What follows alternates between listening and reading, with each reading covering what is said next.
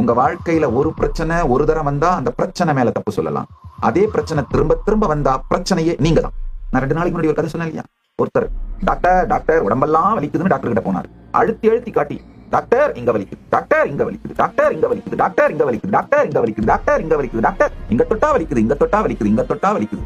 அந்த டாக்டர் ஆஹா இந்த மாதிரி ஒரு பேஷண்ட் கிடைப்பானா? நான் இப்ப கிளினிக் ஆரம்பிச்சிட்டேன், என் கிளினிக் ஹாஸ்பிட்டலா மாத்துறதுக்காகவே தெய்வமே வந்தவனே, எனக்கு வந்த கல்பதர்வே அப்படின்னு அவனை படுக்க போட்டு நிக்க போட்டு உட்கார போட்டு என்னென்ன டெஸ்ட் பண்ண முடியுமோ அத்தனை டெஸ்டையும் பண்ணி அந்த டயக்னாஸ்டிக் மெஷின்ஸ்ல இன்வெஸ்ட் பண்ணதை எல்லாத்தையும் ரிட்டர்ன் எடுத்து சகல பில்லையும் போட்டு சகல டெஸ்டையும் பண்ணி கடைசியில அப்பா உன்னுடைய ஃபிங்கர்ல பிராக்சர் அப்பா அப்படின்னு டயக்னோஸ் பண்ணி, ஆனா இதுக்கு சர்ஜரி பண்ணி சரி பண்றதுக்கு வேற பெரிய ஹாஸ்பிட்டலுக்கு ரெக்கமெண்ட் பண்றேன்னு அனுப்புனார். கடைசியில ஃபிங்கர்ல பிராக்சர் கண்டுபிடிக்காம தான் உடம்பு முழுக்க வலியும் பிரிஞ்சிட்டு இருந்த மாதிரி நம்முடைய பாவத்துல உங்களுக்குள் பிரச்சனை என்பதை புரிந்து கொள்ளுங்கள். அதை சரி செய்யும் பொழுது எல்லாம் சரியாகி விடுவதை அனுபூதியாய் பார்க்கிறீர்கள்.